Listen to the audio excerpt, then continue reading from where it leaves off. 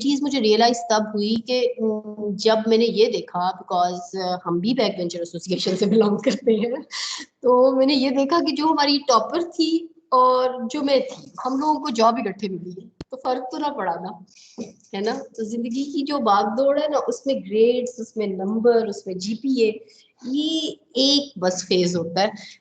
उसके बाद एक जो आप लाइफ गुजार रहे हो, मतलब आप करियर जो है या आप अपने आप को जो इस्टेब्लिश कर रहे हो, तो वो इंटायरली डिफरेंट। मे बी किसी के ग्रेड्स अच्छे ना हो, लेकिन वो अपने आप को इस्टेब्लिश बड़ा जल्दी कर ले, उसका करियर जो है वो बहुत ब्राइट, मतलब उस तरह से स्टार्ट हो।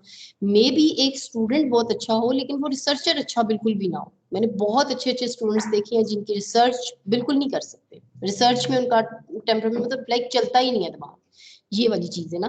तो इसलिए ये कहना कि जी एक्स्ट्रा टाइम का मतलब अपने लायक है, अब जीपीए कम होने का मतलब है कि आपने लायक है, नहीं, जीपीए थोड़ी डिटरमिन करता है आपकी कैपेबिलिटीज को, ठीक है। बहरहाल क्वेश्चन आपका ये आपसे ये है कि तकरीबन साल डेढ़ दो में हम लोग फारिग तो हो ही जाएंगे ना डिग्री लेने के बाद। उसके बाद साल फॉर एग्जांपल आप लोगों ने अपने आप को कहीं ना कहीं एडजस्ट भी करना होगा, लाइक मे बी आप आगे फर्दर एजुकेशन में आ जाए, मे बी आप कोई फर्म ज्वाइन कर ले, कोई गवर्नमेंट जॉब में चला जाए, कोई टीचिंग साइड पे मे बी आ जाए, मतलब डिफरेंट करियर्स। अच्छा, वो अचीव करने के बाद यानी वो इनमें से कौन सी चीज है जो आप अडॉप्ट करेंगे और आप अपने आप को देखते हैं कि हाँ डिग्री कंप्लीट हो जाएगी, उसके साल के बाद में ये एज अ अभी एज अ स्टूडेंट हो, ठीक है।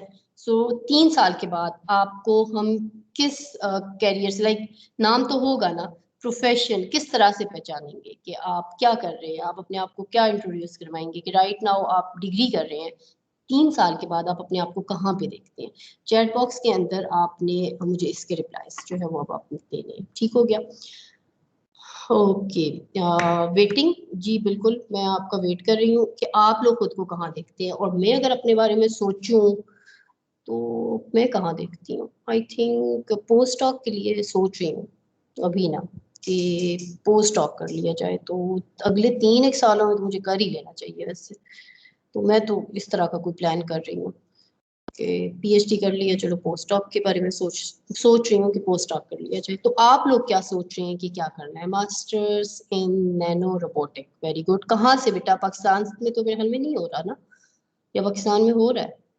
वैसे वो सिंगापुर आई थिंक अच्छी जगह है ना इसके लिए। 1004, ओके जी, 1004 में मास्टर्स करना है नैनो रोबोटिक्स में, वेरी गुड। नेक्स्ट, सोचिए थोड़ी देर, बेशक कोई मसला नहीं है, थोड़ा सा टाइम लें, सोचें कि क्या मतलब डिग्री के बाद हम कहाँ पे अपने आप को देख रहे हैं, हमने क्या करना है, ठीक है। एंड देन आपने चैट बॉक्स में मुझे लिखा मास्टर्स इन टेली कम्युनिकेशन, बड़े अरसे बाद 1043 टेली कम्युनिकेशन की बात सुनी है।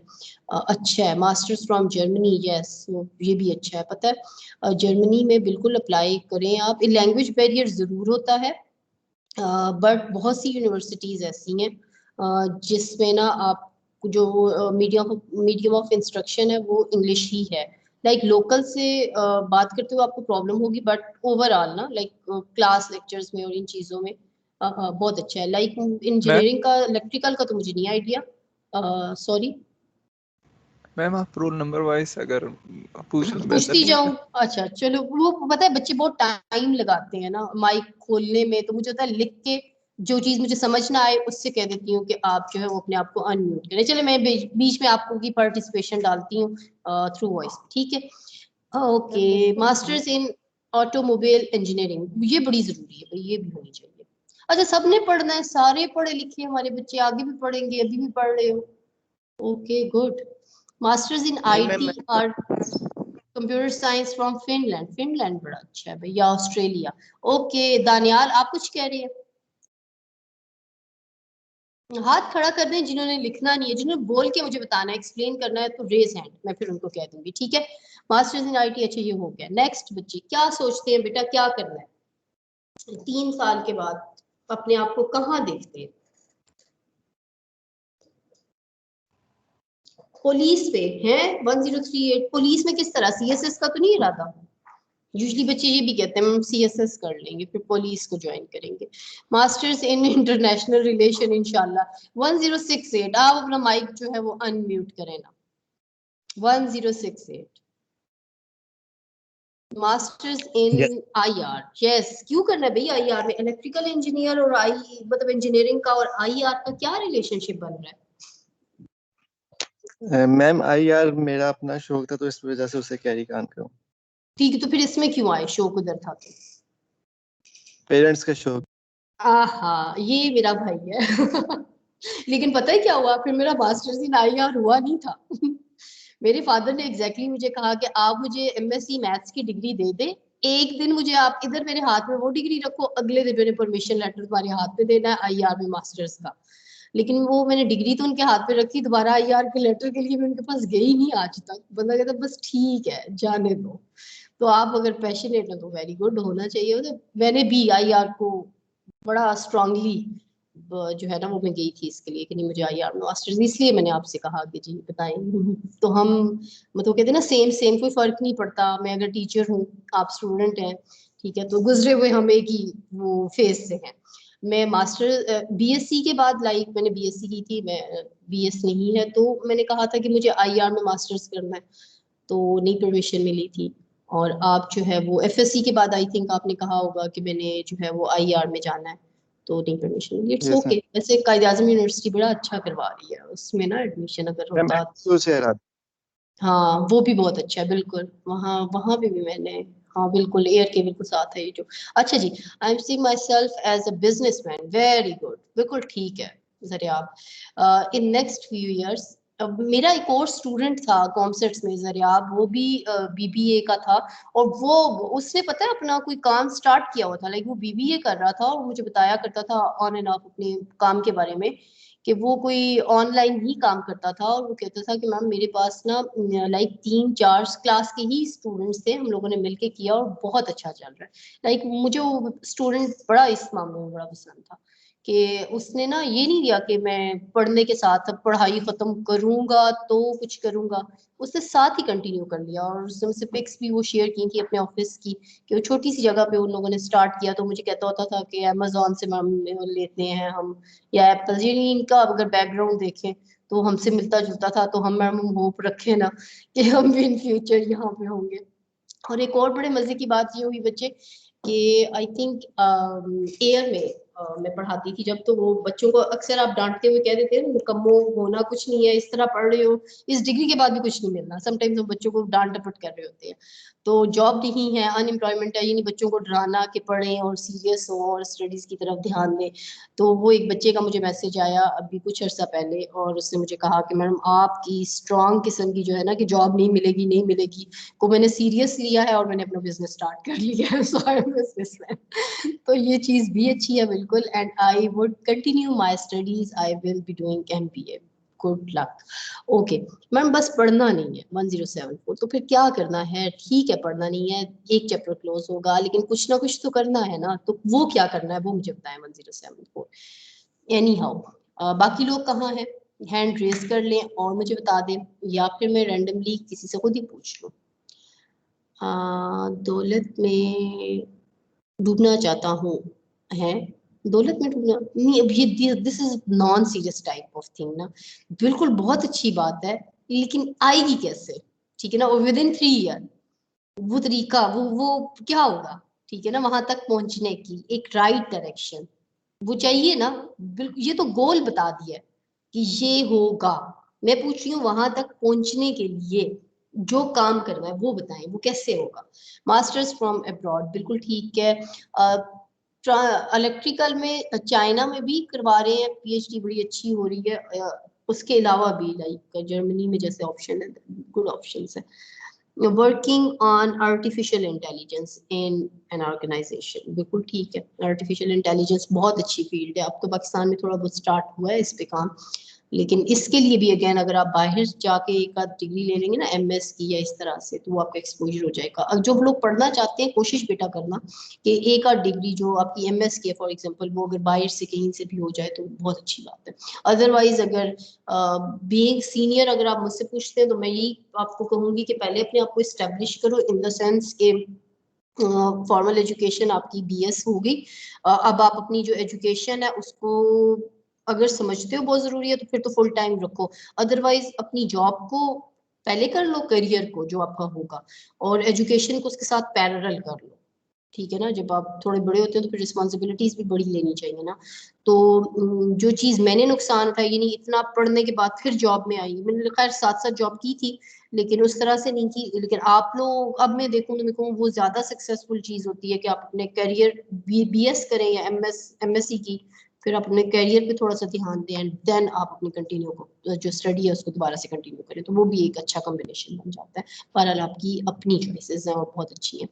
अच्छा जी, masters in digital system from abroad, masters in mechatronics, okay, masters in mechatronics करना है, masters from abroad hopefully Germany इंशाल्लाह, ओके। और तो फिर जर्मनी से अगर मास्टर्स का इरादा है तो थोड़ी थोड़ी जर्मन सीखना शुरू करो, यकीन करो बड़ा मसला होता है, ठीक है।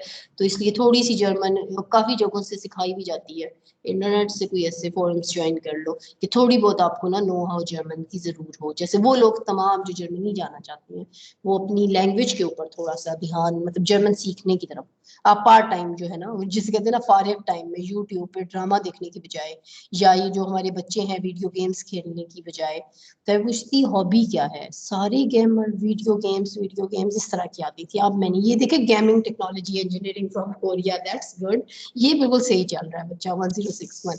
अच्छा, तो वो ये कहते थे, तो अब मैं कहती हूँ उसको थोड़ा मतलब ब्रेक दें, कम कर दें, जरा सर्च आउट करें, और फिर ये लैंग्वेज मतलब एक स्किल आपको आनी चाहिए ना, तो जर्मन लैंग्वेज बहुत जरूरी है अगर आप जर्मनी में पढ़ना चाहते हैं आगे, तो वो जरूर सीखें। अच्छा, ये अच्छा है गेमिंग टेक्नोलॉजी वाली बात, मास्टर्स फ्रॉम अब्रॉड करना है, ठीक है जी, एमएस फ्रॉम अब्रॉड, बिल्कुल सही बात है। और जरूर जाना, जरूर करना, एक्सपोजर जो है वो बड़ा जरूरी है। और अपने मुल्क के अलावा जब आप बाकी कंट्रीज में जाएंगे फिर ही आपको एहसास होगा कि हम अपने मुल्क में किस तरह से जो है वो चेंजेस ला सकते हैं और क्या क्या हम कर सकते हैं। एक्सपोजर भी तभी होता है। तो जरूर अगर आपको कहीं जिंदगी में मौका मिलता है तो इसको अवेल कीजिएगा, ठीक है। अच्छा जनाब, अब हम आ जाते हैं, आई थिंक हमने काफी सारी अच्छी, first priority is CSS inshallah, good luck for that, and second is MS in mechatronics इंशाल्लाह जी, बिल्कुल अच्छी बात है। और मुझे अच्छा लगा रिप्लाईज जो है वो सीरियस थे एंड आपने सोचा और आपने माइंड बनाया, ये बहुत अच्छी बात है। अगर जिसका अभी भी माइंड नहीं बना, क्लियर नहीं है, तो वो जो मैं वैसे वैसे बच्चों को कहती हूँ, आपको भी कह देती हूँ, रात सोने से पहले 10 से 15 मिनट की एक्सरसाइज कर लीजिएगा, खंगालिएगा जरा खुद को कि क्या करना चाहते हैं, कहाँ जा रहे हैं, कहाँ से स्टार्ट लिया, जब आईएसटी में आए थे तब कैसे थे, फिर ड्यूरिंग आईएसटी हम लोगों ने कितना पॉलिश किया खुद को, और अब फिर आगे विद इन 3 ईयर जो है वो, क्योंकि अब आपकी जिंदगी का जो सच्ची बात है वो एक अलग फेज स्टार्ट होने वाला है इसके बाद ना, तो उसके लिए आपको पहले से इन एडवांस प्रिपेयर अपने आप को खुद कर लेना चाहिए। मतलब हम जब पढ़े थे गिरते पड़ते सीधे हुए, तो आप क्या करें, आपके में और हम में फिर ये फर्क होना चाहिए ना कि आप इन एडवांस खुद को प्रिपेयर कर लें, थोड़ा सा अपना ऑब्जेक्टिव डिफाइन करें कुछ। जैसे मैं जब न्यूमेरिकल फर्स्ट टाइम बच्चों पढ़ी थी ना, तो मे बी न्यूमेरिकल की टीचर अच्छी थी कि इंटरेस्ट क्रिएट हुआ, मे बी सब्जेक्ट इजी लगा, तो मेरा न्यूमेरिकल में इंटरेस्ट क्रिएट हुआ। अब मैंने न्यूमेरिकल बिल्कुल जैसे आपको लास्ट सेमेस्टर में पढ़ा रहे हैं, तो हमें भी बिल्कुल आखिरी सेमेस्टर्स में पढ़ाई गई थी। अच्छा, पहले मेरा किसी सब्जेक्ट में इतना कोई खास इंटरेस्ट क्रिएट ना हो, जब न्यूमेरिकल पढ़ी तो मुझे लगा कि नहीं, इसी को आगे लेके चलना है। लाइक पीएचडी का था इरादा, मतलब मेरा क्या इरादा था, वो जैसे 1068 कह रहे हैं, पेरेंट्स ने कहा था, शुरू से कहते थे कि ये करनी है, तो मुझे था कि चलनी तो अब बाकी ही है, तो अगर पीएचडी करनी हुई तो फिर क्या करूंगी कि कंप्यूटेशनल यानी न्यूमेरिकल में ही आगे चलना है। तो वो आईआर फिर बीच में रह गया ना, न्यूमेरिकल ऊपर आ गया, तो फिर एमएस कर लिया कंप्यूटेशनल में यानी सी न्यूमेरिकल में ही, एंड देन पीएचडी। इसी तरह आपके साथ भी होगा, कोई एक सब्जेक्ट ऐसा जरूर होगा इस 4 साल के अंदर जिसके अंदर जो आपको बाकी बच्चों को समझ आए ना आए, आपको फौरन समझ आ रहा होगा, या अगर नहीं आए तो अभी आगे आ जाएगा। वो आपकी फील्ड है, उसको बस पकड़ लो, उसके साथ स्टक हो जाओ, बस फिर वो आपका आप प्रोफेशन, लाइक सब कुछ उसी तरह से चलेगा, वही बन जाएगा आपका प्रोफेशन, ठीक है। अगर उसमें इंटरेस्ट क्रिएट नहीं होता फिर किसी और साइड पे हो सकता है। आपस की बात बताती हूँ, किसी को नहीं बतानी, वो ये कि पिछले दिनों मेरा फार्मिंग की साइड पे बड़ा ध्यान जा रहा था। मैं जब भी पीएचडी के एंड पे थी ना, तो मैं कह रही थी पीएचडी कर, तो मतलब बिल्कुल लाइक डिग्री मेरी हो गई, सिर्फ फाइनल डिफेंस रहता था। उस फेज में मैं एरिड में एग्रीकल्चर साइड पे और किस तरह फार्मिंग की जाती है। मेरी सारी मतलब अगर मैं हिस्ट्री देखूं तो मेरी सारी यूट्यूब की जो वीडियोस हैं वो सिर्फ और सिर्फ किस तरह हम अपने एग्रीकल्चर के अंदर डिफरेंट डिफरेंट टेक्नोलॉजीज ला के अपनी क्रॉप्स को जो है वो इन्हेंस कर सकते हैं। मैं वो ये चीजें देख रही थी। तो ये फेज आता है, जब कभी आए ना जिंदगी में, वो बस पकड़ लो उसे, वही आपकी फील्ड है, वही आप उसी में आप एक्सेल करना चाहते हैं। तो ये अभी भी है, बट बाय चांस जिस इलाके से मैं बिलोंग करती हूँ वहां पे सिर्फ खूबसूरती है, जमीनें वहां की इतनी जरखेज नहीं है, वहां पे बनानी पड़ेगी, लाइक काफी सारी मेहनत करनी पड़ेगी। उसकी ग्रीनरी को आप जो है वो इनहेंस कर सकते हैं, ऑलरेडी वो खूबसूरत है। तो यानी जमीन वाइज एग्रीकल्चर साइड पे नहीं, आप यूं कह सकते हैं कि सैरो सेहत कहते हैं ना, ये सैरो तफरी वाला ये वाला जो एरिया है ना वो खूबसूरत है, तो उसको प्रमोट किया जाता है। लेकिन उसमें मेरा इंटरेस्ट नहीं है, क्योंकि वो हम बचपन से ये सब कुछ देखते आ रहे हैं, तो वहाँ कोई इंटरेस्ट क्रिएट नहीं हुआ। तो ये चीजें आती हैं, आपके साथ भी होप्स होती होंगी, बस इसी को पकड़ लेना। ठीक हो गया। सो हमने काफी सारी बात की, जरूर ख्वाब देखें, और ख्वाब जब देखोगे तो फिर आपके अंदर आप खुद देखना बेटा, आप अपने आप को ना ऑटोमेटिकली उसको अचीव करने की तरफ अपने आप को मोटिवेटेड समझोगे। लेकिन उसके लिए शर्त यही है कि पहले ख्वाब देखना तो शुरू करो ना, ठीक है ना। तो जो छोड़ दिए थे एफएससी में, आप बहुत डिटरमिन्ड थे, मुझे पता है, क्योंकि मैंने भी पिछले सेमेस्टर में एफएससी के बाद वाले बच्चों को पढ़ाया। इतने अच्छे आंसर्स वो अचीव कर सकते हैं, नहीं कर सकते, लेकिन आंसर बहुत क्लियर थे। आप भी ऐसे ही आए होंगे, ठीक है। अब क्या हो गया, ठीक है ना, तो अब बीच में नहीं इधर उधर घूम जाना, अब तो आप बहुत करीब आ गए। तो अब दोबारा से अपने आप को अगेन मोटिवेट करो, ठीक हो गया। नेक्स्ट हमारे पास है अनदर, ये आई थिंक बहुत से बच्चों ने इसके बारे में बात कर भी ली है, लेकिन फिर भी अगर आप समझते हैं कि आप इसके बारे में बात कर सकते हैं, तो ये बहुत इंपॉर्टेंट क्वेश्चन है। देखो, जब हम बड़े होते हैं, हम कहते हैं हम कोई भी शख्स, हम में से जितने भी अभी हम क्लास में बैठे हुए डिस्कस कर रहे हैं एक दूसरे के साथ, हम में से कोई एक भी ये नहीं चाहेगा कि वो सोसाइटी के ऊपर या इस माशरे के ऊपर या इस मुल्क के या अपने पेरेंट्स के ऊपर सबसे पहले बोझ बने। हम सब चाहेंगे कि हम एक रिस्पॉन्सिबल सिटीजन, एक रोल प्ले करते हुए सिटीजन बने। इस पे हमारा कंसेंसस है, हम में से कोई भी ऐसा नहीं चाहेगा। हम एक रिस्पॉन्सिबल बेटा या बेटी के तौर पे भी पहचाना जाना चाहते हैं, हम एक रिस्पॉन्सिबल भाई या बहन के तौर पे भी जानने चाहते हैं, हम स्टूडेंट के तौर पे भी जाने जाते हैं, या हम ये सब ये हम चाहते हैं कि हमारी आइडेंटिटी बने। हम एक पाकिस्तान की बेटरमेंट के लिए हम अपने एंड पे जो काम हमारे से हो सकता है हम करें। सो हमें ये भी साथ साथ देखना है कि अगर हम फॉर एग्जांपल कोई बिजनेस स्टार्ट करने जा रहे हैं या हम डिग्री लेने जा रहे हैं, तो इसका मेरी सोसाइटी के ऊपर मुझसे रिलेटेड जो लोग हैं, चाहे वो मेरी फैमिली के अंदर है या चाहे वो मेरी सोसाइटी के अंदर है, उन पे क्या इम्पैक्ट पड़ने वाला है। सो इस चीज को भी हमने साथ साथ ध्यान में रखना है। इससे फायदा क्या होता है बेटा, कि आप सिर्फ अपने बारे में नहीं सोचते, आप सेल्फ सेंटर्ड नहीं होते, ठीक है ना। आपसे रिलेटेड जो लोग होते हैं ना, वो आप उनके बारे में भी जब सोचना शुरू कर देते हो, तो नंबर वन, अल्लाह मियां आपके लिए आसानियां पैदा कर देते हैं जब आप दूसरों के लिए सोचते हैं। सेकेंडली, आप इस सोसाइटी के अंदर जब अपना रोल प्ले करते हैं, तो दैट मीन्स कि आप एक इफेक्टिव और आप एक एसेट है, ठीक है ना। तो इस तरह वाला सिटीजन भी हमने बनना है। सो ये क्वेश्चन मैं यूजुअली बच्चों से तीसरे क्वेश्चन के तौर पे या दूसरे क्वेश्चन के तौर पे जरूर पूछती हूँ कि आप अपना रोल सोसाइटी के बेटरमेंट के लिए क्या देखते हैं। कि आज से चलो जॉब कर ली, आप सेट हो गए, मजीद 2 साल उसमें और ऐड कर लो, तो आफ्टर 5 ईयर मुझे आपके इलेक्ट्रिकल इंजीनियर बनने से या आप जो फील्ड अडॉप्ट करते हैं उसमें जाने से मुझे क्या फायदा होगा। मैं एज अ पाकिस्तानी, ठीक है, आपसे पूछ रही हूँ कि जैसे मैंने डिग्री ली, तो मैं पढ़ा रही हूँ, तो मैं पढ़ाते हुए मेरी कोशिश होती है कि इस तरह से पढ़ाऊं कि बच्चों को चीजें क्लियर हो, सही सिलेबस जाए, लाइक जो भी हम एज अ टीचर जो हमारे फ्लाज है, मैं कोशिश करती हूँ कि उसको कम किया जाए। तो इस तरह से अगर मेरे बच्चों को न्यूमेरिकल अच्छी आ जाएगी, उनको समझ आ जाएगी, वो किसी ट्रैक पे मोटिवेट हो जाएंगे, या मैं अपने पार्ट का जो रोल है मेरा वो मैं प्ले करने की कोशिश करूंगी, तो वो मेरा एंड पे मतलब बेटरमेंट मेरी तरफ से छोटा सा कंट्रीब्यूशन के तौर पे चली जाएगी। सेम अब आपने भी फॉर एग्जांपल मास्टर्स करना है या बिजनेस सेट करना है या व्हाटएवर जो आपने सेट किया हुआ अपने लिए गोल, जब आप वो अचीव कर लेते हैं, तो उसका आपकी सोसाइटी को, आपके इर्द गिर्द रहने वाले लोगों को क्या फायदा है, ये अब आपने मुझे चैट बॉक्स में बताना है। बहुत सी चीजें आपकी जैसे क्लियर हुई। फॉर एग्जांपल अगर बच्चा कह रहा है कि जी मैंने CSS करना है, दैट मीन्स कि वो एक स्ट्रांग पोजीशन पे जाना चाहता है, जो बाय चांस आप कह लें अनफॉर्चुनेटली हमारे मुल्क के अंदर ये चीज समझी जाती है कि सिविल सर्विसेज में आप जाएंगे तभी आप एक इफेक्टिव रोल प्ले कर सकते हैं, और वो आपके पास एक आप ब्रॉडर, ठीक है ना, उसका इम्पैक्ट पड़ता है अगर आप वहां पे जाके अपना रोल प्ले करें, उसका इफेक्ट ज्यादा होगा। तो वो इनडायरेक्टली उसके माइंड में यही होगा कि जी मैं वहां पे जाऊं और बेटरमेंट के लिए काम करूं। तो ये चीज आपकी प्रिडिक्ट तो इसमें से हो रही है, बट एग्जैक्टली आपको क्या लगता है कि मैं पाकिस्तान के लिए एक अच्छा सिटीजन किस तरह से बन सकती हूँ, या मैं अपनी सोसाइटी के अंदर किस तरह से अच्छा रोल प्ले कर सकती हूँ? तो इसके बारे में जरा सा सोचिए और प्लीज मुझे बताएं चैट बॉक्स में लिख के।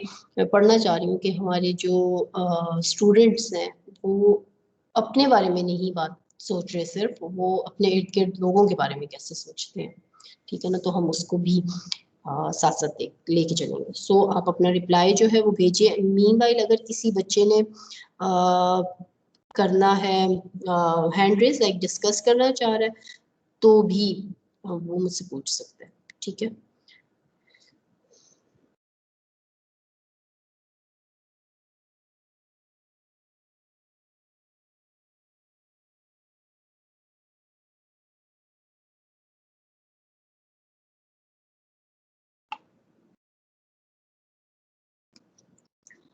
कहाँ गायब हो गई हो भाई? रिप्लाईज नहीं आ रहे मेरे पास, या मेरी चैट जो है वो स्टक तो नहीं होगी है? I think chat box stuck हो गया है। एक मिनट। सो रिप्लाईज लिखें जनाब, रिप्लाईज मेरे पास नहीं आ रहे, कहाँ सो गए हो सारे? R&D in clean energy to help with climate change, बिल्कुल ठीक है, गुड। क्लाइमेट चेंज हाँ जरूरी है, गुड हो गया। 1001, अच्छा जी next.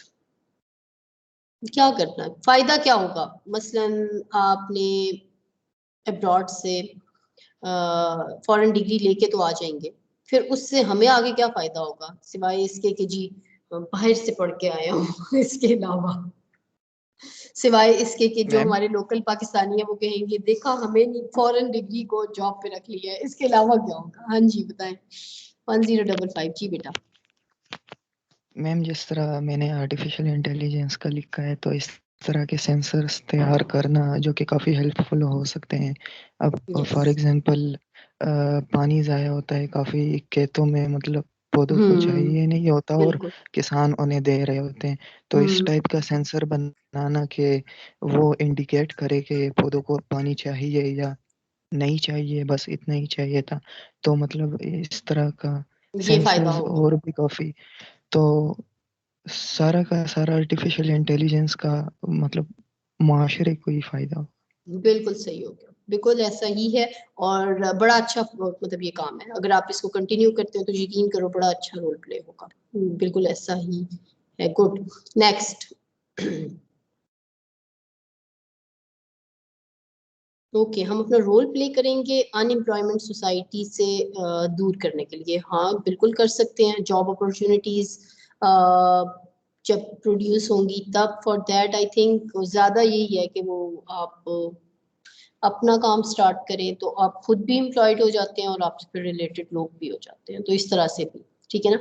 But at the end वही बात है कि हमने जहन में ज़रूर ये चीज़ रखनी है कि आपने अपने साथ साथ अपने इर्द गिर्द लोगों पे भी इम्पैक्ट पड़ना चाहिए। जैसे बच्चे ने कहा कि उसका फायदा हमें ये होगा कि जैसे जो भी आप काम कर रहे हैं, ठीक है, तो ma'am will educate farmer in my village, ये तो बड़ी बहुत ही अच्छी बात है, सीरियसली इतनी अच्छी और इतना अच्छा हमारा मुल्क है, और एग्रीकल्चर साइड पे ही अगर तवज्जो दी जाए तो हम बहुत इम्प्रूव कर सकते हैं, ठीक है ना। जैसे ऑर्गेनिक फार्मिंग और लाइक इसके अंदर ना आप जब अभी सर्च आउट करोगे ना, जब ये मैं खुद भी देखती थी तो मैं देखती थी कि हमारे मुल्क में टमाटर की फसल के क्या हालात हैं, और यही सेम फसल चाइना उगा रहा है तो किस तरह से उगा रहा है, मतलब किस तरह से वो लोग इतनी छोटी सी जमीन पे इतना ह्यूज जो है ना वो मतलब क्रॉप जो है वो प्रोड्यूस कर लेते हैं। ठीक है, और हम इतनी ज़रख़ेज़ ज़मीन होने के बावजूद हम नहीं करते। तो अगर हम इस साइड पे भी देखें ना, क्योंकि हमें सबसे पहले देखना है कि हमारे पास क्या चीज़ है, क्या चीज़ हमारी स्ट्रेंथ है, ठीक है। फिर हम उसके अंदर अपने आप को अगर एक्सेस करें तो वो हमारे लिए ईज़ी भी हो जाएगा, ठीक है। तो ये अच्छा है कि आप एजुकेट करें फार्मर को, और उसके लिए पहले खुद भी पता हो, ठीक है, कि हमें ये करना है। तो ये अच्छा है। फार्मिंग इटसेल्फ, अगर जिन जिन लोगों का है ना ताल्लुक मैदानी इलाकों से हमारे, या जहाँ पे ज़मीनें मौजूद है, ज़रख़ेज़ हैं, और इलेक्ट्रिकल इंजीनियरिंग से रिलेटेड भी आप उनको बहुत से ये जो जनरेटर्स और इस तरह की जो है एनर्जी सेवर्स और इस तरह की चीज़ें, मतलब इन पे भी काम किया, टेक्नोलॉजी जिसको आप कहें ना, अगला जो अपने काम करना है। जैसे मुझसे अभी कल परसों एक बच्ची का, मतलब उससे पूछा था कि मैंने जो है वो FSC में प्री मेडिकल था, तो अब मुझे आगे बताएं कि एंट्री टेस्ट तो नहीं हुआ क्लियर, तो अब मैं आगे क्या करूँ, इतनी परसेंटेज है मेरी। तो फिर मैंने उसको भी ये बात कही थी कि अगर आपने आगे जाना है तो बायोटेक्नोलॉजी में, मतलब इस फील्ड में जाओ, ये अच्छी है। या मतलब उनके पॉइंट ऑफ व्यू से देखा जाए तो इसी तरह आप भी इसी तरह के लोग हैं ना, लाइक इलेक्ट्रिकल इंजीनियरिंग है तो सिर्फ वो आपदा में जॉब तो नहीं करनी ठीक है ना। उसके अलावा आप टूल्स बना सकते हैं, आप टेक्नोलॉजी जो है इस साइड पे सोचिए, पावर सेविंग किस तरह से हो सकती है, कैसे जो हमारी क्राइसिस इलेक्ट्रिसिटी का है ये कैसे डिक्रीज किया जा सकता है विद इन योर फील्ड। अपनी फील्ड को बजाय ये कि किसी और साइड पे हम स्विच करें, विद इन योर फील्ड आप इन चीज़ों के बारे में पढ़ें और जाने कि मैं किस तरह से अपना रोल प्ले कर सकता हूँ। फॉर एग्जांपल अगर मैंने फार्मिंग ही करनी है तो फार्मिंग के अंदर मेरी जो PS ये इलेक्ट्रिकल इंजीनियरिंग की डिग्री है, इसको किस तरह से यूटिलाइज करना है। अनफॉर्चुनेटली हम सिर्फ पढ़ते हैं, हम प्रैक्टिकल इम्प्लीमेंटेशन की तरफ नहीं जाते। But right now believe in me कि आपके पास बहुत अच्छा टाइम है, आप इसको आगे इस एंगल से आप सोचना शुरू करें, तो आपकी ऑटोमेटिकली विद इन 1.5 ईयर या 2 ईयर में आप लोगों को पता होगा आपने क्या करना है, बजाय ये कि डिग्री लेने के बाद बैठोगे अब क्या करें, भापड़ा वालों ने तो जॉब अनाउंस नहीं करनी है, आप किधर जाएं, ठीक है। तो इससे बेहतर है पहले ही कुछ सोच के प्लान करके रख लो। और अभी बहुत अच्छा है कि आप सब इकट्ठे हैं, तो आप एज अ ग्रुप एक दूसरे से डिस्कस कर सकते हैं ना। और एक चीज पे बड़ा स्ट्रांग बिलीव रखना कि रिस्क जो है वो हर एक को मिलता है, वो डिसाइडेड है, वो मिलेगा ही। आपका काम सिर्फ क्या है, स्ट्रगल करनी, मेहनत करनी, इससे नहीं पीछे हटना। जैसे बच्चे ने कहा नींद पूरी करूंगा, नहीं ये कोई ऑब्जेक्टिव नहीं है, ये कोई गोल नहीं है, ठीक है ना। ये नॉन सीरियसनेस है जिसको आपको पे बैक करना पड़ेगा, ठीक है। तो बिल्कुल, लेकिन आपके कमेंट्स बहुत अच्छे थे, बहुत अच्छे कमेंट्स मुझे पढ़ने को मिले, thank you so very much. इससे फिर मैं भी मोटिवेट हो जाती हूँ वैसे बाय द वे। अच्छा जनाब, अब तो ये तो बात होगी, स्टूडेंट इंट्रोडक्शन हो गया, टीचर इंट्रोडक्शन हो गया, तो नेक्स्ट क्या हमने काम करना है, थोड़ा सा सब्जेक्ट इंट्रोडक्शन ले लेते हैं, क्योंकि हम मैथ्स के टीचर हैं। तो मैथ्स के टीचर के बारे में आप लोगों ने क्या मशहूर किया हुआ है, मुश्किल सवाल हमें दे देती हैं, आसान खुद कर लेती हैं, ठीक है। तो इसी तरह का एक क्वेश्चन मैंने आपके सामने लिखा है, एक इंटेग्रल ने आपको दिया है, आपकी स्लाइड पे शो हो रहा होगा। आपने इंटीग्रेट करना है एक फंक्शन को जो कि है e⁻⁻x² डिवाइडेड बाय √1 - x²। तो इंटीग्रेशन आपने पहले पढ़ी हुई है, मुझे बताओ इंटीग्रेशन पढ़ी है या नहीं पढ़ी है तो किस सब्जेक्ट में जो है वो पढ़ी थी इंटीग्रेशन। ओके, अच्छा जी, मैम इंशाल्लाह विल एजुकेट फॉर्मर। अच्छा, जिहाद करते हैं, कश्मीर को आज़ाद करवाना है, इतना काबिल हो जाए पाकिस्तान के आपको इंडिया खुद ला के दे। और वो कैसे होगा, वो ऐसे होगा जो बातें अभी हम कर रहे हैं, कि हम अपने आप में ही इंडिपेंडेंट हो जाएं, कि हमें किसी की तरफ मुड़ के ना देखना पड़े, और किसी में भी इतनी हिम्मत ना हो कि वो आपकी तरफ मुड़ के देखे। तो फिर ये भी जिहाद है बेटा, ठीक है ना, ये आपका जिहाद हो जाएगा। और सीरियसली हमें इस वक्त ऐसे ही लोगों की जरूरत है, ठीक हो गया।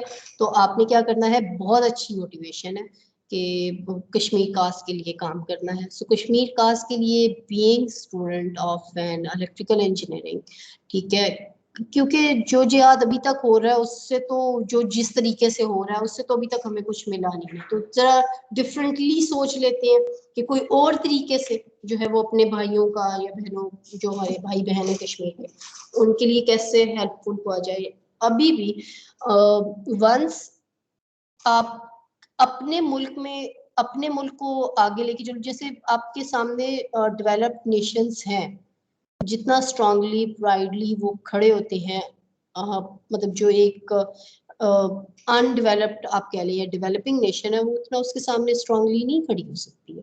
तो सबसे पहले आपने अपने घर को स्ट्रांग करना है, अपने अपने मुल्क को स्ट्रांग करना है अभी, ठीक है, कि हम इस काबिल हो जाएं, ठीक है, कि क्या पता, ठीक है ना, आपके पास खुद जो है वो आज ऑटोमेटिकली आप इतने स्ट्रांग हो कि कोई मुड़ के ना देख सके और आप कहें तो आपको मिल जाए। इस तरह से भी तो हो सकता है, तो इस तरह से भी चीज़ों को सोचें। Ma'am, my ultimate goal is to build an association where there will be a proper career counseling. Yes, बहुत ज़रूरी है। जब FSC के बाद ना मुझे लगता था, और कैरियर काउंसलिंग कहाँ पे बहुत ज़रूरी है, जब बच्चे प्री मेडिकल और प्री इंजीनियरिंग में धड़ाधड़ एडमिशन ले रहे होते हैं, वहाँ पे बड़ी ज़रूरी है। फिर कैरियर काउंसलिंग सेकंड पे कहाँ पे ज़रूरी है, आफ्टर FSC। हमारे मुल्क में इतने टैलेंटेड, इतने लाइक, इतने अच्छे बच्चे हैं। मतलब आप मैट्रिक बोर्ड में आई थिंक अब 1100 नंबर है या 1050 है, मुझे नहीं मालूम कितने हैं, इतने ही हैं। उसमें से 1045 तक बच्चे नंबर ले लेते हैं, अगर 1050 है, 1000 तक ले लेंगे। तो हम हमारे वक्तों में ये पॉसिबल ही नहीं होता था इतने नंबर आए, लेकिन इतने अच्छे अच्छे नंबर बच्चों के आ रहे हैं, लेकिन वो गुम जाते हैं आगे जाके। या अभी मैं अपने बेटे को स्कूल भेजते हुए देखती हूँ, जब उसका बैग, ठीक है ना, तो वो बकायदा उन्होंने एक बंदा रखा हुआ है जो गेट पे हम उसे बैग देते हैं, वो बच्चा उठा के खुद लेके ही नहीं जा सकता, इतना हैवी बैग है। अब मैं कई दफा सोचती हूँ ये बैग मैट्रिक तक पहुंचते पहुंचते किधर गायब हो जाते हैं, जो इतनी सख्त किस्म की एजुकेशन इतनी नन्ही सी जान पे अभी जा रही है, दे रहे हैं, ये आगे किधर गायब हो जाता है। ठीक है, तो ये लूप्स हैं हमारे सिस्टम के अंदर। करियर काउंसलिंग बहुत ज़रूरी है, सिर्फ और सिर्फ हमें इंजीनियर्स की और सिर्फ हमें डॉक्टर्स की नहीं ज़रूरत, ठीक है, हमें और बहुत सी फील्ड्स हैं जहाँ पे लोगों की ज़रूरत है। अभी आप कोविड को देख लें बेटा, रिसर्च के क्या हालात हैं, हमसे कुछ भी नहीं बन पाया, ठीक है ना। तो अगर हमारी रिसर्च होती, हम इतने एडवांस्ड होते, तो हम काम कर रहे होते। वही पाकिस्तानी अगर आप देखें, या वही मुस्लिम्स जो फॉरेन कंट्रीज के अंदर हैं, ठीक है, जो अमेरिका के अंदर है, वहाँ पे वो देखो उनके नाम आ रहे हैं, उन्होंने काम किया, उन्होंने वैक्सीन निकाली। आई थिंक एक टर्किश कपल था जिसने ये फर्स्ट जो ब्रेक थ्रू मिला था उसमें। तो अब वो देखिए मुस्लिम्स हैं, मतलब बीइंग मुस्लिम ये नहीं है कि हम लोग डल हैं या हम लोग जो है वो उस तरह वाली बात नहीं। अगर हम सिर्फ इस तरह देखें ना, सिर्फ वन साइड को भी देखें, अगर हम बीइंग पाकिस्तानी होना, ये नहीं है कि हम कोई ब्राइट लोग नहीं है, हम बड़े ब्राइट बड़े अच्छे लोग हैं। बस सिर्फ ये है कि हमारे पास उतनी अपॉर्चुनिटीज या उतनी अवेयरनेस नहीं है जितनी बाकी कंट्रीज के अंदर मौजूद होती है। तो ये चीज़ें हमें आहिस्ता आहिस्ता अपनी सोसाइटी के अंदर लानी है और रोल प्ले करना है अपना इस सिलसिले में भी। There will be a proper procedure और प्रोग्राम फॉर इट, इंशाल्लाह। Other than that, I am just a business-minded person. That's good, seriously. So there are different ideas in my mind. Some of them will help other and some of them may not. Good. तो experiment करना है। अब हर चीज अगर पहली दफा में ही perfect बनेगी तो फिर तो मजा नहीं है ना। 3 दफा गलती करेंगे तो चौथी दफा ठीक होगा। अब बच्चे को ही देख लें, ट्रॉलिंग करता है, फिर खड़ा होता है, 3 4 5 दिन तो वो बेचारा गिरता पड़ता रहता है, फिर चलना सीखता है। तो ये तो फिर आप यूं समझे ना, ये तो यूनिवर्सल लॉ है कि मिस्टेक करेंगे तो फिर सीधे होंगे, अदरवाइज तो बहुत मुश्किल है। अच्छा जनाब, मैंने जो इंटेग्रल आपको दिया, मुझे बताएं कि ये इंटेग्रल सॉल्व करने का तरीका किस सब्जेक्ट में पढ़ा था, जल्दी से बताओ। ये जो इंटेग्रल आपके सामने स्क्रीन पे शो हो रहा है, इसको सॉल्व करने का तरीका, ये नहीं बता पूछा कि क्या तरीका है, ये पूछ रही हूँ किसी सब्जेक्ट में पढ़ा था ये तरीका कि इंटीग्रेशन कैसे करते हैं, किस सब्जेक्ट में पढ़ा था, सब्जेक्ट का नाम सिर्फ बता दें। कैलकुलस में? यस, कैलकुलस में पढ़ा था, ठीक है ना। कैलकुलस में आपका इंटीग्रेशन का एक पूरा चैप्टर होगा, ठीक है, आपने इंटीग्रेशन पढ़ी होगी।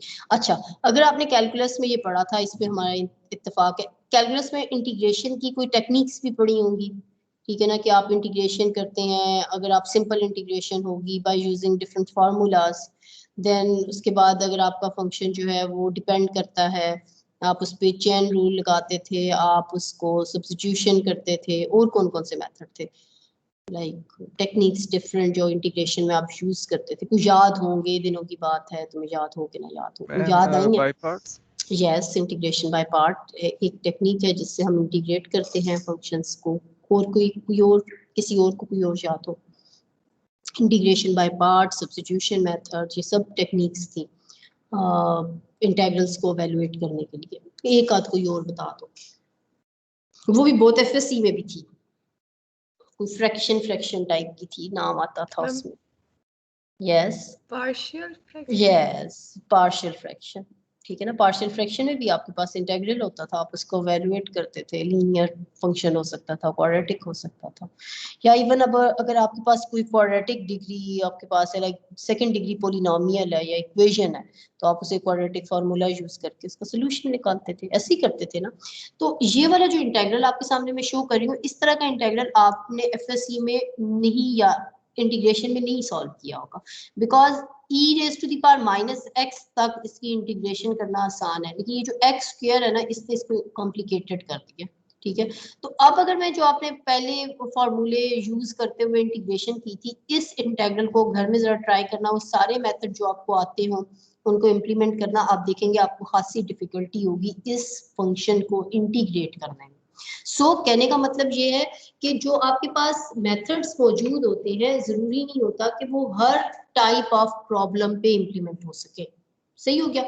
यानी ये कोई प्रॉब्लम हो सकता है, एक्सपोनेंशियल ग्रोथ रेट है किसी का, या डिके है फॉर एग्जांपल किसी भी चीज का, ये कोई फिजिकल प्रॉब्लम हो सकता है, ठीक है। अब हमने उसे क्या किया, कन्वर्ट किया इनटू मैथमेटिकल फॉर्म, क्योंकि हम मैथमेटिशियंस हैं, हम क्या करते हैं, हम एक रियल वर्ल्ड प्रॉब्लम लेते हैं और उसको कन्वर्ट करते हैं किस में, मैथमेटिकल इक्वेशंस में। उन मैथमेटिकल इक्वेशंस का फिर हम मेथड, कोई भी उसके ऊपर मेथड लगाते हैं, कोई भी टेक्निक लगाते हैं और फिर उससे सोल्यूशन निकालते हैं, और यही काम हम कैलकुलस में करते आए हैं, यही काम हमने ऑर्डिनरी डिफरेंशियल इक्वेशन में किया। वहाँ पे भी आपने सेपरेशन और काफ़ी टेक्निक्स हैं, लाइक होमोजीनियस पार्ट अगर आपके पास आ गया, इनहोमोजीनियस के लिए आपने जो है वो डिफरेंट टेक्निक्स पढ़ी होंगी ओडीज को सॉल्व करने के लिए, वो सारे मेथड्स हैं। ओडीज तो आपका फिजिकल प्रॉब्लम है, ठीक है ना, एक रियल वर्ल्ड प्रॉब्लम था जिसको आपने क्या किया है, कन्वर्ट करके मैथमेटिकल फॉर्म बनाई है। अब उस मैथमेटिकल फॉर्म का जो सोल्यूशन आपके पास है वो किस तरह से होगा, बाय यूजिंग डिफरेंट टेक्निक्स। सो मैं क्या कह रही हूँ, और उसको हम कहते हैं वो एनालिटिकल सोल्यूशन है, यानी वो जो आपके पास आएगा ना, जैसे मसलन आप अपने पास लिखे इंटेग्रल साइन डालो बेटा पेपर पे, इंटेग्रल साइन डालें और फिर आप लिखें उसमें एक्स क्यूब, ठीक है ना, या मैं यहाँ पे अगर इसके बाद ये लिखूं, एक मिनट, इंटेग्रल साइन डालें और आपसे मैं कहूँ कि आप इसमें डाल दें एक्स क्यूब, फिर इक्वेशन इसमें नहीं है, ठीक है ना। इंटेग्रल साइन ये वाला साइन डाल के एक्स क्यूब डीएक्स की इंटीग्रेशन करके मुझे बताएं क्या होती है, बस आपने ये मुझे बताना है, ठीक हो गया मैम? x की पावर 4/4। यस, x की पावर 4/4 प्लस c, क्योंकि इंडेफिनिट Plus, इंटीग्रल yes. है तो आपके पास एक c भी आ जाएगा। सो ये आपके पास इंटीग्रेशन है, आपने क्या किया, x की पावर क्यूब अगर मैंने आपसे कहा है तो वो कोई प्रॉब्लम होगा, ठीक है, जिसको आपने क्या किया है, मैथमेटिकल फॉर्म में कन्वर्ट किया है और फिर उसका क्या किया है, पावर रूल लगा के आपने सोल्यूशन निकाला है। सोल्यूशन आपके पास क्या आया, x4 divided by 4 plus c, ठीक हो गया। अब ये जो सोल्यूशन है ना, इसको लिख लो कि ये आपके पास एनालिटिकल सोल्यूशन, ठीक है ना, ये आपने एक एग्जैक्ट सोल्यूशन निकाल लिया इसका। लेकिन ये जो प्रॉब्लम आपके पास यहाँ पे मैं शो कर रही हूँ, इसका एग्जैक्ट सोल्यूशन एग्जिस्ट नहीं करता, या करता भी है तो बहुत मुश्किल है, इतनी आसानी से हम इसको एवेलुएट नहीं कर सकते, तो फिर क्या करें, ठीक है ना। अपने जहन में क्या रखना है आपने कि अब तक जितना काम हमने किया है वो सारे प्रॉब्लम्स थे जिनका एनालिटिकल सोल्यूशन एग्जिस्ट करता था, ठीक है, या हमने डिफरेंट टेक्निक्स लगा के निकाल लिया था, ठीक है ना, जो कि करते हुए मुझे पूरा मतलब उम्मीद है और यकीन है कि आपको इंटीग्रेशन के डिफरेंट क्वेश्चन करते हुए प्रॉब्लम्स आती होंगी, कौन सी टेक्निक लगाई जाए, कैसे जल्दी जल्दी सोल्यूशन हमें मिल जाए, ये सारी चीजें, ठीक है। तो हम लेकिन स्टिल हम एनालिटिकल सोल्यूशन चाहे डिफिकल्ट था या इजी था हम कंस्ट्रक्ट कर लेते थे। लेकिन कुछ प्रॉब्लम्स ऐसे होते हैं, जैसे ये प्रॉब्लम हमारे पास है, या इससे मिलते जुलते बहुत से रियल वर्ल्ड प्रॉब्लम ऐसे होते हैं जिनका एनालिटिकल सोल्यूशन एग्जिस्ट नहीं करता या बहुत मुश्किल होती है उसको सॉल्व करने में, ठीक है। तो अगर ये ऐसा केस होगा तो फिर हम क्या करें, ठीक है ना, एनालिटिकल सोल्यूशन या एग्जिस्ट ना करे, यानी जैसे आपने कहा ना x4 divide by 4 plus c, उसको आप समझ लो आपके पास एग्जैक्ट सोल्यूशन या एनालिटिकल सोल्यूशन है, ठीक है, जो प्रॉब्लम्स का एग्जिस्ट करता है, आपने एक टेक्निक लगाई, पावर रूल लगाया और निकाल लिया। अगर ये एग्जिस्ट ही ना करे या आपके लिए बहुत कॉम्प्लिकेटेड हो, जैसे इसका निकालोगे तो बहुत कॉम्प्लिकेटेड होगा, तो फिर क्या करें, इन दैट सिचुएशन आपके पास क्या होगा, आपने अप्रोक्सीमेट करना है सोल्यूशन को, ठीक है ना। यानी अगर इसको मैं कहूंगी कि बजाय, या मेरे पास ये प्रॉब्लम लेके आओगे, मैं कहूंगी बेटा बजाय ये कि आप इसके एनालिटिकल की तरफ जाएं, ये मुश्किल होगा सॉल्व करने में, बिकॉज ये एक्स स्क्वायर है, एक्सपोनेंशियल की पावर माइनस एक्स स्क्वायर आ रहा है, फिर √1 माइनस एक्स स्क्वायर है, तो सिंपल इंटीग्रेशन टेक्निक्स इतनी इफेक्टिव नहीं होंगी। बेहतर है इसे न्यूमेरिकली सॉल्व करने की कोशिश करें, बेहतर है इसको अप्रोक्सीमेट करने की कोशिश करें। तो वो जो अप्रोक्सीमेशन है in this situation where analytical solution या तो एग्जिस्ट ना करे या फिर आपके लिए डिफिकल्ट हो कंस्ट्रक्ट करना, इन दैट सिचुएशन फिर आप क्या कहते हैं, हम कहते हैं अप्रोक्सीमेट सोल्यूशन ले लेते हैं। और व्हाट इज अप्रोक्सीमेट सोल्यूशन, कैसे अप्रोक्सीमेट सोल्यूशन हमारे पास आएगा, by means of numerical analysis. Numerical analysis क्या करता है, डील करता है with the study of methods, different methods. जैसे भी आपने इंटीग्रेशन के मुझे मेथड बताया ना कि इंटीग्रेशन बाय पार्ट्स होगा, इंटीग्रेशन बाय सब्स्टिट्यूशन मेथड होगा, वगैरह वगैरह, इसी तरह यहाँ पे भी न्यूमेरिकल डिफरेंट टेक्निक्स होती हैं, मेथड्स होते हैं, एल्गोरिथम्स इनको हम कहते हैं, जो कि हमें क्या करता है, ये अप्रोक्सीमेट सोल्यूशन फाइंड आउट करने में हेल्प आउट करती हैं किसी भी मैथमेटिकल प्रॉब्लम के, किसी भी फिजिकल प्रॉब्लम के। So this is numerical analysis, ये आपका कोर्स है और ये आपने काम करना है। न्यूमेरिकल एनालिसिस के अंदर आपने अप्रोक्सीमेटेड सोल्यूशन फाइंड आउट करने हैं, और वो अप्रोक्सीमेटेड सोल्यूशन किस किस्म के होंगे या किन प्रॉब्लम्स के होंगे जिनके एनालिटिकल सोल्यूशन मुश्किल होते हैं या फिर कंस्ट्रक्ट ही नहीं हो सकते। तो फिर हम उनको किस तरह से सॉल्व करते हैं, हम उनको न्यूमेरिकली सॉल्व करते हैं। सॉल्व करने का क्या मतलब है, हम उनका एक अप्रोक्सीमेट एक गेस दे देते हैं कि इस किस्म का सोल्यूशन आपके पास आएगा, ठीक है ना। That is numerical analysis. Okay, formally अगर देखो तो न्यूमेरिकल एनालिसिस को ये मैंने समराइज कर दिया है, विकिपीडिया से इसकी डेफिनेशन उठाई गई है। It is study of algorithm, algorithm mean methods, ठीक है, different methods that use numerical approximation, जो न्यूमेरिकल अप्रोक्सीमेशन यानी नंबर्स की फॉर्म में आपको रिजल्ट देते हैं किसी भी मैथमेटिकल एनालिसिस का, किसी भी रियल वर्ल्ड प्रॉब्लम का, रियल वर्ल्ड एप्लीकेशन का, ठीक है ना। It could be from calculus से भी हो सकती है, ज्योमेट्री से भी, आप डिफरेंट सर्च के भी करें ना कि बहुत से प्रॉब्लम्स हैं कैलकुलस के अंदर जिनके सवाल वहां आंसर मौजूद नहीं है, ठीक है, तो उनको फिर हम न्यूमेरिकली सेकंड अप्रोच, इसीलिए कैलकुलस के बाद प्री रेक्विजिट है कि आपको कैलकुलस आनी चाहिए, ऑर्डिनरी डिफरेंशियल इक्वेशन आनी चाहिए। क्यों, क्योंकि न्यूमेरिकल एनालिसिस, न्यूमेरिकल टेक्निक्स आप इन दोनों के वो प्रॉब्लम जो वहां पे सॉल्व करना मुश्किल है उन पे लगाते हैं। दैट्स व्हाई प्री रेक्विजिट में क्या कहते हैं कि आपको कैलकुलस और ऑर्डिनरी डिफरेंशियल इक्वेशन की नो आउ होनी चाहिए। तो मैं आपसे क्या कह रही हूँ कि अगर आपके पास किसी फिजिकल प्रॉब्लम का एनालिटिकल सोल्यूशन यानी कैलकुलस से सोल्यूशन फाइंड आउट करना मुश्किल है, ओडी से सोल्यूशन फाइंड आउट करना मुश्किल है, जो आपने ऑलरेडी टेक्निक्स पढ़ी है, तो कोई मसला नहीं है, आओ न्यूमेरिकल एनालिसिस पढ़ते हैं, इसमें टेक्निक्स ढूंढते हैं और उसको सॉल्व करते हैं। सीधा सीधा सा ये कोर्स है, ठीक है। इसमें रिजल्ट आपको किस तरह से मिलेगा, नंबर्स की फॉर्म में, न्यूमेरिकल नंबर्स आपके पास आएंगे। मैंने कैलकुलेटर भी आपकी टीम्स पे शो किया हुआ है ना, दैट इंडिकेट्स कि आपके पास यहाँ पे कैलकुलेशंस होने वाली हैं, कैलकुलेटर का बहुत ज्यादा यूज होने वाला है, कोडिंग होती है, एल्गोरिथम्स होते हैं जिनको हम यूज करते हैं। So here is course outline, यहाँ पे नहीं है, मैं शो करती हूँ आपको इसके साथ ही, क्योंकि काफी टाइम हो गया है, हम जल्दी जल्दी इसको वाइंड अप करते हैं।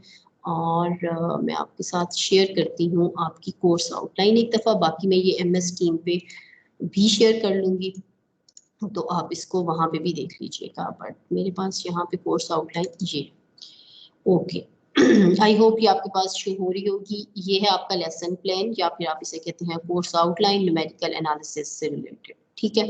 न्यूमेरिकल एनालिसिस के अंदर ये देखो प्री रेक्विजिट में कैलकुलस और ऑर्डिनरी डिफरेंशियल इक्वेशन दी हुई, यानी ये पता होंगी तो फिर आप न्यूमेरिकल एनालिसिस का कोर्स ले रहे हैं। बुक जो हम बेटा फॉलो करेंगे, आई एम सॉरी मैंने स्लाइड अपने पास रखी थी बट मैं ऐड नहीं कर सकी, वो वाली स्लाइड ग्रीन कलर की एक बुक है, आपकी लाइब्रेरी में मौजूद है, numerical analysis with C++ by doctor S.A. भट्टी, ठीक है। ये दो भाइयों ने मिलकर रखी है, आई थिंक नईम भट्टी और शहीद अहमद भट्टी, कुछ इस तरह के नाम है इनके, और ये उनकी बुक है न्यूमेरिकल एनालिसिस। इसको हम एज अ टेक्स्ट बुक लेंगे। ये तीनों किताबें जो बाकी हैं रेफरेंस बुक के तौर पे, ये भी आपकी लाइब्रेरी में काफ़ी सारी कॉपीज इनकी मौजूद हैं। सो अगर आप लोगों का इन दिनों यूनिवर्सिटी आना होता है, आपके पास यूनिवर्सिटी कार्ड है तो आप निकलवा सकते हैं। ये डिटेल है CLO PLOs की, ये आप खुद पढ़ लीजिएगा। आज आपकी होम असाइनमेंट में यही है कि आपने लेसन प्लान को जो है वो पढ़ना है, ठीक है। और लेक्चर प्लान में हमारे इंस्ट्रक्शन, डिस्कशन, क्लास एक्सरसाइजेज, ये सारी डिस्ट्रीब्यूशन है। ये आपके पास कोर्स है जी, टॉपिक्स है। ये चैप्टर 1 आपका इसी बुक में से है। चैप्टर 2 मुझे इस बुक में नजर नहीं आया। देखो ये एरर्स, ये मैं बताऊंगी कैसे एरर्स आते हैं, जैसे कल हम फॉर्मली जब स्टार्ट करेंगे तब। ये जैसे bisection method, this is a numerical method, Newton Raphson method, जैसे आपने पढ़ा था ना substitution method, integration by parts, ये बिल्कुल उसी तरह ये न्यूमेरिकल मेथड्स हैं, उनके नाम है, जो कि रूट्स फाइंड आउट करने, सोल्यूशन फाइंड आउट करने के लिए यूज होते हैं different linear and non linear equations के लिए। फिर आगे हम चल के देखेंगे देन फाइनाइट डिफरेंस मेथड, मतलब मजे का कोर्स है ये, ऐसा नहीं है, आप इंजॉय करोगे इसको सॉल्व करते हुए। फॉरवर्ड डिफरेंस मेथड है, बैकवर्ड डिफरेंस, सेंट्रल डिफरेंस, ये भी मेथड्स हैं, ठीक है, जो आप इम्प्लीमेंट करते हैं और सोल्यूशन फाइंड आउट करते हैं।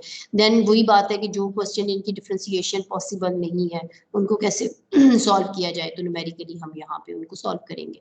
वो क्वेश्चन जिनकी इंटीग्रेशन पॉसिबल नहीं है या बहुत मुश्किल है इंटीग्रेशन, उनको किस तरह से किया जाए, तो ये ट्रापेजॉइडल रूल, सिम्पसन रूल, ये डिफरेंट आपके पास जो है वो मेथड्स हैं। चैप्टर 5-6 इस बुक का बनता है जो कि हम इंटीग्रेशन करेंगे। And then finally ordinary differential equation, यानी आपके पास कोई मैथमेटिकल प्रॉब्लम है वो in term of ordinary differential equation convert होके आया है, तो अब आप एनालिटिकली उसको बहुत मुश्किल से सॉल्व कर रहे हैं, तो फिर न्यूमेरिकली उसे आप कैसे सॉल्व करेंगे। तो यहाँ पे आर के मेथड ये सारे हैं, बल्कि मैं यहाँ पे आपको ना जो मेरा अपना प्रॉब्लम है वो भी डिफरेंशियल इक्वेशंस है, वो इनफैक्ट पीडीज है, वो भी मैं आपको दिखाऊंगी कि किस तरह का सिस्टम है। मैं बताऊंगी कि देखो ये इक्वेशंस है, इनमें क्या क्या प्रॉब्लम होती है, और फिजिकल से रिलेट करके बताऊंगी कि इनको सॉल्व करना कितना मुश्किल होता है। तो फिर मैं क्या करती हूँ, मैं उसको किस तरह न्यूमेरिकली अप्रोक्सीमेट करती हूँ, तो वो जब मैं मतलब एंड में मैं आपको यहाँ पे जाके वो भी बताऊंगी।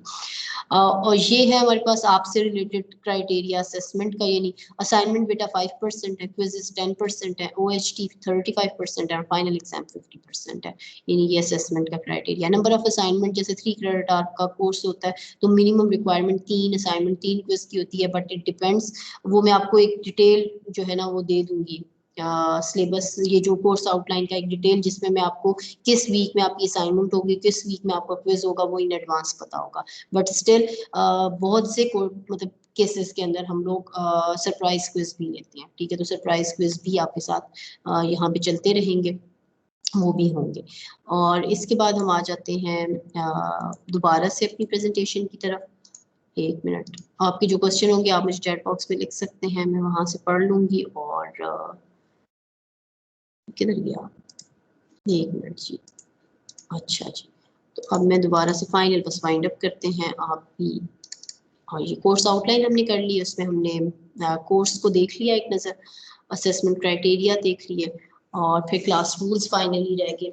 लास्ट 2-3 सेमेस्टर्स के अंदर, लाइक ये तीसरा सेमेस्टर है, आप लोगों को अपनी ऑनलाइन क्लासेस से बड़ी शिकायतें होंगी, हम भी एज अ टीचर को इतने खुश नहीं है, बड़े मसले होते हैं। फॉर एग्जाम्पल मेरे पास 150 की क्लास है और सबके पास व्हाट्सएप ग्रुप में मेरा नंबर चला गया है, और हर बच्चा इंडिविजुअल मैसेजेस कर रहा होता है, लाइक लिटरली मेरे पास इतने मैसेजेस होते हैं, और एक बच्चे को 10-10 12-12 मैसेजेस भी आ रहे होते हैं एट अ टाइम, ठीक है, और वो फिर सबको हैंडल करना मेरे लिए मुश्किल है। सो मैंने इस दफा फिर क्लास रूल के अंदर ना बाकी सारी चीजें, क्लास डिसिप्लिन होगा, नो लेट कमर्स और इस तरह की चीजें जो हम पहले बताते होते थे, मैंने वो सब निकाल दी हैं, बिकॉज हम ऑनलाइन में, और ऑनलाइन के अपने मसाइल हैं। तो a big no to request, quiz दोबारा नहीं होगा बेटा। सो अगर आप मुझे कहते हैं कि मैम क्योंकि तूफान आ गया था और इतनी शदीद इमरजेंसी थी कि मैं आपको क्या बताऊं, पाकिस्तान में इससे ज्यादा मसला किसी स्टूडेंट के साथ पेश ही नहीं आ सकता जो मेरे साथ आया है, सो इसलिए मैंने क्विज नहीं दिया या असाइनमेंट नहीं दी, तो आप उसको रिकंसिडर कर लें। तो ये पहले ही मैंने लिख दिया, अब एक नो, प्लीज पूछ के शर्मिंदा मत, वो कहते हैं ना उधार मांग के शर्मिंदा मत करें, तो यही बात है। री क्विज का, लेट असाइनमेंट, री असाइनमेंट का कह के मुझे शर्मिंदा नहीं करना, पहले से मैंने लिख के लगा दिया है कि नो, बिल्कुल नहीं एंटरटेन होंगी ना मुझसे दोबारा, मैं दोबारा क्विज नहीं लूंगी, क्योंकि एंड में मुझे बहुत प्रॉब्लम्स होते हैं, ठीक है ना। आपको नहीं पता, आपको लगता है मेरा ही तो एक क्विज था, वो मेरा मेरा करते करते करते फिर वो क्लास डिसिप्लिन भी मेंटेन नहीं रहता। सो एक चीज श्योर है कि हम अपने टाइम पे क्विज देंगे और टाइम पे असाइनमेंट लेंगे, ठीक है। लेट असाइनमेंट मैं आपसे कहूंगी बिल्कुल नहीं, क्या आपने लेट असाइनमेंट दी थी, 0 मार्क करूंगी, तो आप भी समझ जाना लेट असाइनमेंट की वजह से 0 है, मैडम से पूछने की भी जरूरत नहीं, ठीक हो गया, क्योंकि उन्होंने क्लास में पहले क्लियर कर दिया था। इंडिविजुअल क्यूरीज, ये अगेन वही मसला है। अब क्यूरीज पे कैसे जो है वो सॉर्ट आउट होंगी, वो होंगी थ्रू CR। आप अगर एक CR से हैंडल नहीं हो रहा ना, तो 2 बना लो, वो 2 CR मुझे अपना नाम दे दे, नंबर दे दे, ठीक है, मैं उनके साथ कोऑर्डिनेट कर लूंगी, आपके हर क्वेश्चन का आंसर आपको मिलेगा। यूजुअली ये होता है वीकडेज में, क्योंकि हमारी बहुत पैक्ड रूटीन चल रही होती है, वीकेंड पे हम थोड़ा रिलैक्स होते हैं, तो मेरी कोशिश होती है कि मैं वीक के क्वेश्चन जो अर्जेंट होते हैं उनके अर्जेंट रिप्लाई करती हूँ, बाकी क्वेश्चंस के जो है वो मैं इकट्ठे कर लेती हूँ, और वीकेंड पे मैं रिप्लाई बैठ के कर लेती हूँ, क्योंकि मैं मोबाइल यूजर भी नहीं हूँ, अनफॉर्चुनेटली मोबाइल यूज बहुत लिमिटेड है मेरा, ठीक है। तो वो फिर मसला होता है, आपको फौरन जरूरी नहीं है रिप्लाई मिले, लेकिन मिल जाएगा। अगर अर्जेंट है तो मिल जाएगा, अगर अर्जेंट नहीं है तो वीकेंड तक मिल जाएगा। तो आपने अपना क्वेश्चन किसको भेजना है, जो क्वेश्चन पूछना है। क्वेश्चन पूछने में मुझे एतराज नहीं है, जब चाहो जिस वक्त चाहो क्वेश्चन पूछ सकते हो, लेकिन वो क्वेश्चन लिख के भेजना सीआर को है। सीआर मुझे भेजेगा, मैं उसको रिप्लाई करूंगी, वो आप तक पहुंचा देगा। ठीक हो गया ना। इसका मुझे फायदा क्या होगा कि मुझे पता होगा सेक्शन ए के, आधे से ज्यादा दफा यकीन करो ऑनलाइन में मुझे पूछना पड़ता था सेक्शन कौन सा है, मतलब मैम 1081 ये मसला है। अब 1081 है किधर, ये तो पहले मुझे बताओ, 3 क्लासेस है मेरे पास, कहाँ ढूंढूं इससे, ठीक है ना। तो इसलिए इन चीजों से बचने के लिए हम थ्रू सीआर जो है वो करेंगे। अगर सीआर को अकेले हैंडल करना मुश्किल हो रहा है तो 2 बना दे सिर्फ क्वेश्चंस को हैंडल करने के लिए, आप अपनी मर्जी से, ठीक है ना। And depend upon CR as well, अगर वो अकेले हैंडल कर सकता है तो ठीक है, नहीं तो उसे लगता है ये मुश्किल हो रहा है तो 2 बना लो, ठीक है, और मुझसे वो आप क्वेश्चन भेजा करें। A big yes to addressing your problems. कोई भी हो आपकी प्रॉब्लम्स हो, क्वेश्चन सॉल्व नहीं हो रहा, एनी टाइम थ्रू सीआर, इसलिए ठीक है, ये लिंक्ड है इसके साथ कि सीआर के थ्रू ही आपने मुझसे क्वेश्चन पूछना है। मुझे बहुत अच्छा लगता है जब मेरे पास क्वेश्चंस आते हैं कि ये क्वेश्चन बच्चों से नहीं हो रहा, मैम प्लीज करवा दें, ठीक है ना। बेहतर ये होता है क्लास डिस्कशन करें, क्लास डिस्कशन के बाद चीजें नहीं सॉर्ट आउट होती तो मेरे पास भेज दें, मैं आपके प्रॉब्लम्स को जरूर एड्रेस करती हूँ बड़ी खुशी से। Second, asking question, class participation बड़ी जरूरी है। और मेरी क्लास के अंदर सबसे फेवरेट बच्चा मेरा वो होता है, हर क्लास में से कोई ना कोई निकल आता है, और वो बच्चा वही होता है जो बहुत ज्यादा क्वेश्चन पूछता है। मेरे लिए ये भी बड़ी सक्सेस होती है कि क्लास का एक ऐसा स्टूडेंट जो यूजुअली नहीं बोलता था, लेकिन वो आहिस्ता आहिस्ता उसने मुझसे पूछना और अपने प्रॉब्लम क्लास में लेक्चर से रिलेटेड डिस्कस करने शुरू किए कि एंड में बाकी क्लास कहती थी बस कर दो, ठीक है ना। मैं उसको फिर भी नहीं कहती थी, लेकिन ये है कि वो बच्चा बहुत अच्छा होता है जो क्वेश्चन पूछता है। उसके 2 फायदे होते हैं, मुझे पता चल जाता है कि मेरी क्लास कहाँ समझ रही है और कहाँ लैग कर रही है, तो मैं अपना लेक्चर फिर उतना ऊपर नीचे एडजस्ट करती हूँ, तो मुझे फायदा हुआ एज अ टीचर, और ये बहुत बड़ा फायदा होता है, ठीक है ना।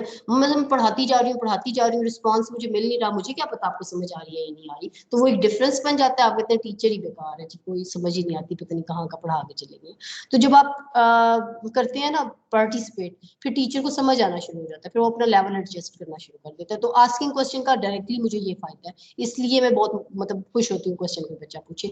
आपको ये फायदा है कि आपके एक तो अपने प्रॉब्लम सॉल्व हो रहे होते हैं, प्लस ये होता है समटाइम आप एक क्वेश्चन पूछते हैं, जब आपको रिप्लाई मिलता है आपके 10 उससे रिलेटेड प्रॉब्लम भी सॉल्व हो जाते हैं, वो क्योंकि डिटेल आंसर आपके पास आ रहा होता है। और सेकेंडली आप ये सोच के कर लिया करें कि आपकी क्लास में सारे आप ही के जितने नंबर लेके बैठे हुए हैं ना, कौन से सारे आइंस्टाइन हमारे पास इधर है, जैसे आप है वैसे वो है, क्योंकि एक असेसमेंट क्राइटेरिया से आपको सिलेक्ट किया गया था। तो वो जो आपके माइंड में क्वेश्चन है ना बच्चे, वो आप लिख लो मुझसे, 80% बच्चों के जहन में होता है, लेकिन वो रिलक्टेंट होते हैं, वो पूछते नहीं है। तो जब आप पूछ लेते हैं तो आप एक तरह से 80% की भी हेल्प कर रहे होते हैं। तो ये फायदे आपको क्या होते हैं क्लास पार्टिसिपेशन के और आस्किंग क्वेश्चन के, आप पूछ सकते हैं।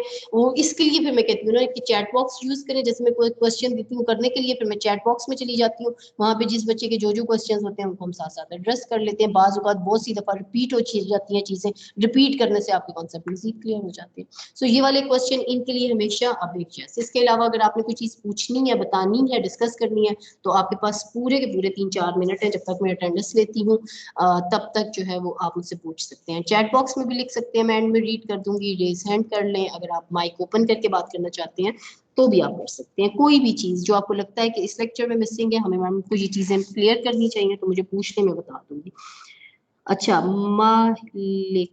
मालेका है ना, कहाँ है वो ये स्टूडेंट? Yes ma'am. हाँ मैंने सही नाम लिया है, माहलेका। जी मैम। माहलेका इसका मतलब क्या है? मैम चांद सा चेहरा। ओके, अच्छा ठीक हो गया। नहीं बहुत यूनिक और बहुत अच्छा नाम है। मैं समझी पता है क्या, मलाइका। फिर टेंशन ही गई, क्योंकि आपका नाम था भी फर्स्ट में, तो मैं कल लिस्ट में भी देखी थी। Mohammad Abu Bakar. Yes ma'am. Awais. Yes ma'am. Mohammad Samiullah. Yes ma'am. Mohammad Faizan. Yes ma'am. Ahmad bin Tariq. Ahmad Asghar. Present. Ali Hasnain. Ali हैं। सैयद फरहान। सैयद फरहान प्रेजेंट है। रोल नंबर 29 का भी ओके, रोल नंबर 29 भी प्रेजेंट है।